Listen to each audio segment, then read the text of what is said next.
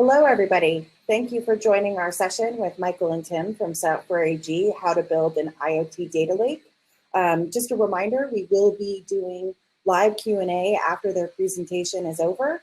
We do recommend that you request to share your camera and audio for that live Q&A session.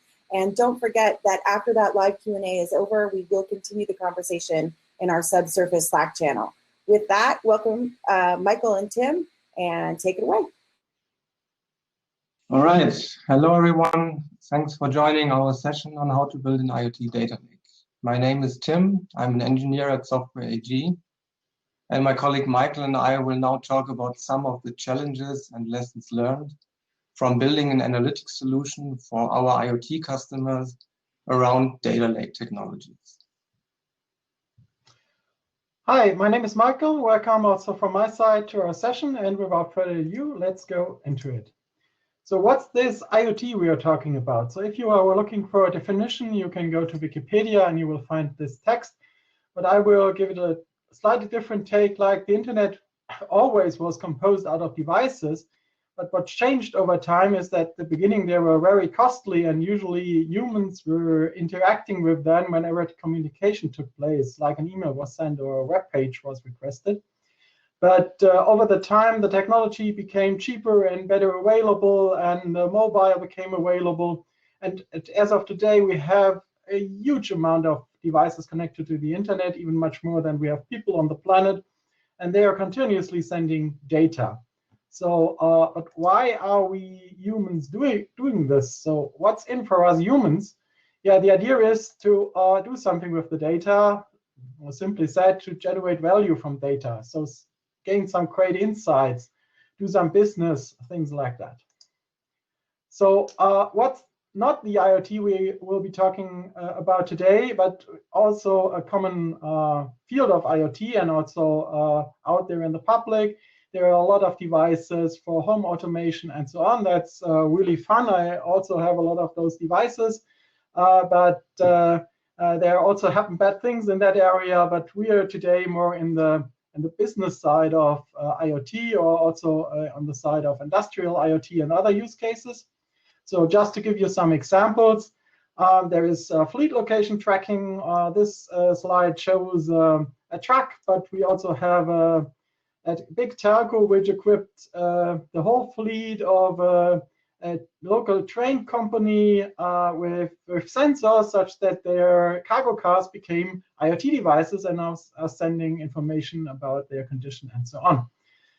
We have smart waste containers where you start sending how full they are, so you can empty them when they are full rather than on a schedule, which is much more effective and environmentally friendly.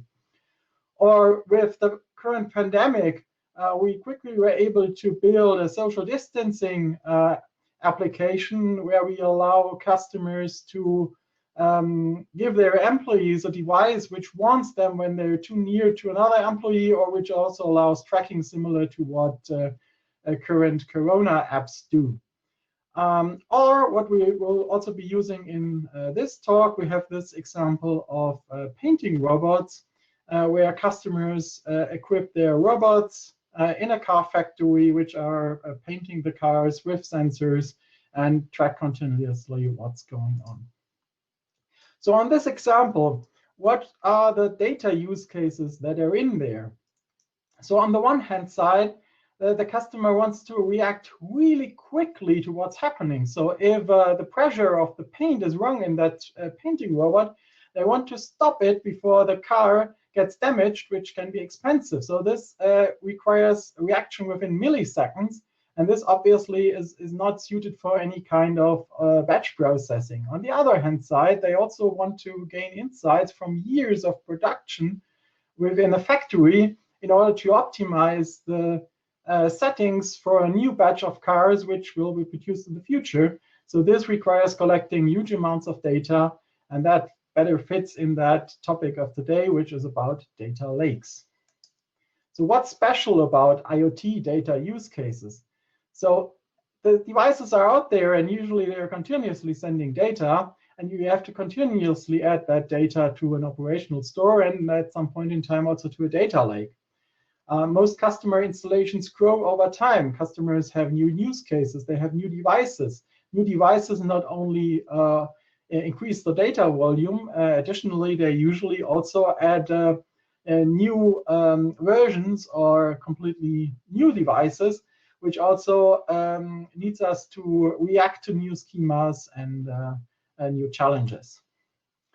So how do you handle this? So IoT platforms out there usually therefore don't have that one processing engine, but they have an architecture like the one depicted in this diagram, where the devices send their data to the platform, where it is stored in an operational store for the near-time use cases. It is forwarded to a streaming analytics engine for real-time processing and very quick reactions. And it is also offloaded by analytic engines into a data lake to be ready for long-time analysis. For example, to feed your favorite BI tool for your dashboarding, or also to do machine learning in order to find rules, which you then afterwards can also execute in real time in order to make sure that your devices behave like you like. So how does this fit into our product? We offer the Cumulocity IoT platform, both in the cloud, also on-premise, or even if you want to just run one machine inside a factory, also on the edge. And as you can see, a lot of things go together here in order to manage the devices, make them available, and so on. And what we will be talking today about is just the Cumulocity IoT Data Hub, which is available both in the cloud and on the edge. And with that, over to our architect, Tim, who had the vision for that product and has been an architect right from the beginning. Thanks, Michael. So while I'm trying to share my screen,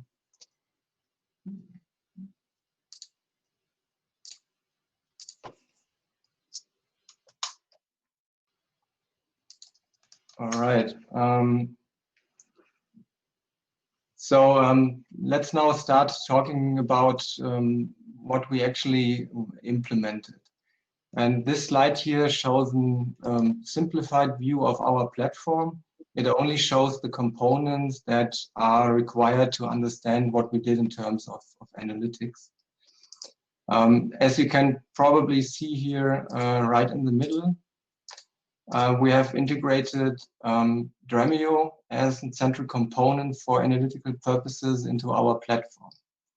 And this serves two use cases for us. First of all, relatively straightforward. It allows our customers to query their data, which they already have in their data lakes, via SQL queries, and they can use ODBC, JDBC, and REST for it. And in the near future, we will also extend this to Aeroflight. Then they can connect all their existing applications and derive value from their data. The part we now want to focus on in this talk is how we actually make sure that the IoT data from our operational store, which is MongoDB in our case, how that is stored in the data lake, what the offloading looks like, how we map the roughly dynamic JSON documents into relational format, how we do partitioning and why we need it, and those kinds of things. So first of all, very quickly, I want to give an overview of our data model, and that's not too different from what you would see in other IoT platforms too. So we have many different asset types, but the four we are really interested in for analytical purposes is first of all alarms, which can be raised by devices, as an example, if errors occur. Then we have events. We have inventory, whereby in inventory the most important thing is devices, so the things which actually generate or produce the data. And then we have measurements, which make up 99% usually of the customer data. Here on the left, you see a simplified version of such a measurement. It has an ID, of course. It has a timestamp. Usually the data has multiple timestamps, but here we only use one for the sake of simplicity. You usually would distinguish between the application timestamp, so the timestamp the device has put into, and the timestamp when the data has arrived or been processed in the IoT platform. Then, of course, each measurement is linked to a device, which is the source in that case here. Then it has a type. Other platforms call that topic. For us, it's a type. And then, and this is really where the meat is, we have a JSON array where all the actual sensor values for that particular measurement are in. In that case here, we only have two. Temperature measured in degrees Celsius, sample value is 35 here. And then we have weight, which is measured in kilogram, 42. We could have many more here, and they could be in different orderings because, as Michael said, with new device types, new firmware versions, and so on, customers might change how their devices send data. And so we need to be able to cope with that and still produce a fixed schema in the data. So how do we do that? The procedure of data offloading is a multi-step procedure in our case. And it's done on a periodic basis. By default, we run that offloading procedure once an hour per asset type. By default, we offload everything in air quotes for that particular asset type. But we quickly learned by customer feedback that they wanted to have the capability to filter data, for example, for legal reasons like GDPR maybe, or if they want to reduce the data resolution before putting it into the data lake. Our implementation uses Dremeo's create table as functionality, which you might also know from Spark or maybe Hive or Drill and Presto and so on. So in the first step, what we need to do is we need to determine where the last offload in the previous hour has stopped. And we do that by requesting the latest timestamp from our data lake. So we don't rely on anything we have stored internally, but we just check for the latest watermark, so to speak, in our data lake. And then just keep that in memory in our code and use it as an input for the first real step, so to speak. In that step, we basically tell Dremio to offload everything from MongoDB where the timestamp is greater than the one we have just determined. Then Dremio fetches that data and persists it in a staging area in the customer's data lake or in the bronze area, if you will. Here it's important to mention two things. First of all, we use an index structure in MongoDB on that timestamp column, which is in that case here the processing timestamp, not the application timestamp. And that makes the query very efficient on the operational store, so it doesn't have to do any full scan or whatever. And the second important thing we learned over time is that it's very beneficial to, in that step here, artificially partition the data to make sure that we produce a lot of Parquet files to be able to parallelize subsequent processing steps in our ETL pipeline. So step 2 then needs to figure out what was actually contained in the last batch we have received from MongoDB, because as said, the structure in this JSON array can be highly dynamic, so we need to determine what's in. Therefore, we read back the data from our staging area, here already in parallel to speed up things, and then we determine what's in. And then we get a list of basically names and the corresponding types. So here, for example, we have temperature.value, which is in float, temperature.unit, which is in string, and so on and so on. And then again, we store that information and then process the data once more to bring it in the right order and do some other processing steps. And this is a step which is not completely possible using just SQL statements out of the box. What we were able to plug in user-defined functions into Dremio, and then we were able to achieve what we needed. So then we create a sorted copy, post-processed copy in the data lake, and are almost done with our ETL.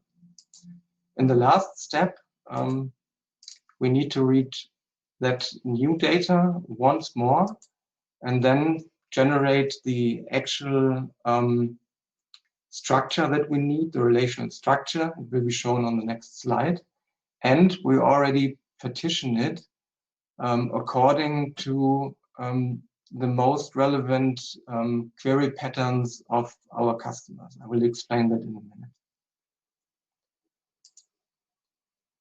So the data format, once the hourly ETL pipeline is done, for a waste container example here would look like this. On the left side, again, we have the sample measurement I have shown before, and that translates into a relational table. And here we make sure that we only produce atomic values wherever possible, because that makes the data much more easily digestible in BI tools like Power BI, Tableau, or Apache Superset, and also in machine learning applications. We don't have to do any further unnesting if that's already done during the extraction phase. So most of the values translate very easily. All top-level JSON attributes just translate into columns. And here this data array is flattened down, and we produce a column for temperature.unit, one for temperature.value, and so on and so on. And that becomes that part here. And then we add some other artificial columns like year, month, and day, which is useful for certain applications, and technically speaking, it's interesting for partition pruning. You might wonder if it's efficient to store the unit here all the time because it doesn't change very frequently, but that's no problem because here the good thing is we avoid joins by doing this denormalization, and this compresses very well because we apply Parquet's run length encoding here. And so if a value doesn't change at all or only very rarely, it compresses down to almost zero. The next topic we learned over time is how important partitioning actually is. Because as you probably know, since you don't have index structures typically on data lakes, and you don't have partitioning in place that matches your query patterns, you would have to do full table scans all the time, which is expensive in at least two ways. First of all, performance-wise, queries run longer than they actually would need to because of the high amount of I/O you are doing. And the other reason is it could be financially expensive because you might be charged for egress traffic from the data lake and so on. So in that sense, it's really important to partition the data along important query patterns. And for us, a very typical query would look like this. Customers might want to see the average temperature per device in a given time span. So in that case here, today from 10 to 14 o'clock. And that's very typical. Usually queries are a little more expensive, but this is the most important part here. And so then it comes almost naturally to partition the data by a year, month, and day pattern.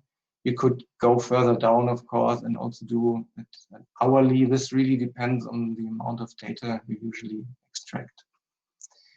The big advantage then is that that type of query here can be very efficiently treated by the distributed SQL engine, be it Dremio or Presto or Spark or whatever, because then you can prune partitions that don't fit into the time range here, more or less automatically, depending on how sophisticated the query engine is.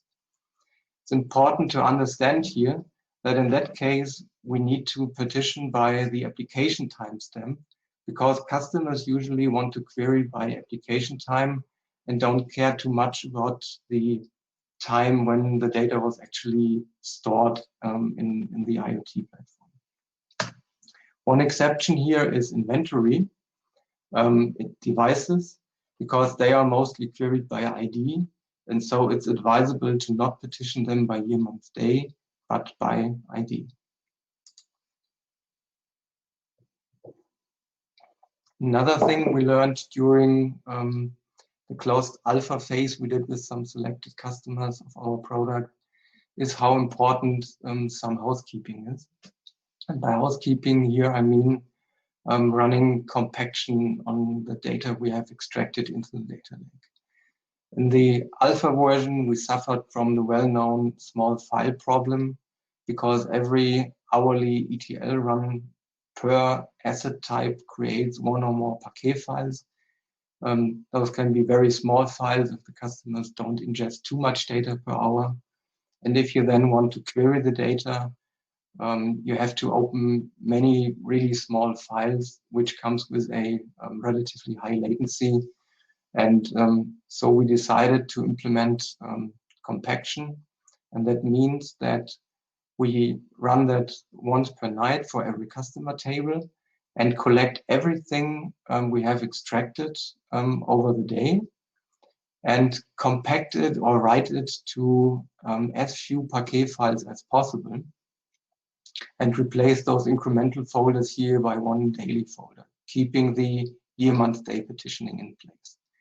Here it's really important to locally sort those files by the application timestamp, because then things like page pruning and row group pruning in Parquet readers are very efficient, and even run length encoding gets much better. So now, just very quickly before I go into a short live demo, one other thing customers ask for is to have the ability to do early joins. And by early joins, I mean the ability to be able to join, let's say, measurements like our waste container example with some information about the device which produced that data. And the result, when enabled, then looks like this. We would not only have our measurement data and our source ID, but we would already join things like the source's name and maybe the geolocation and that kind of stuff. That avoids expensive joins at runtime and eases certain applications. So now let me do a very quick live demo. What you see here is the landing page of our IoT platform. And let me now switch to our Data Hub configuration UI. And here customers have to do one very simple configuration. So they have to, first of all, decide what username they want to have, and then they have to type in their data lake credentials. In our case, it's pre-configured as an S3 data lake, but it could also be ADLS and others. And then they can configure what data they actually want to offload. So here I have already configured 3 offloadings for events, inventory, and some measurements. And when I go now to my data lake and refresh that, you can see that I have 3 tables here that match the offloading jobs I have just shown. And now let me just create one for our alarms. And what I can here do is I can choose the table name and that kind of stuff. And then I can click preview. And then I get an idea how that would look like in a relational structure. So let's say I'm fine with that because I'm running out of time, and I save it. And then I just need to activate it. and then it would automatically run every hour. And we are doing a demo here, and we are impatient, so we click that Offload Now button here to make it run immediately. Then I can go to our status page here and see the offloading is currently running. Let me reload that. Okay, it's done. And it offloaded a whopping 33 alarms. So that's a really, really big data use case. And then I can reload the page here. And not very surprisingly, we will now see another table, which is our alarms here. So to summarize, we try to keep things as simple as possible for our end customers, and don't make them deal with compaction and all that kind of stuff themselves, but it's all done by our platform. Thank you.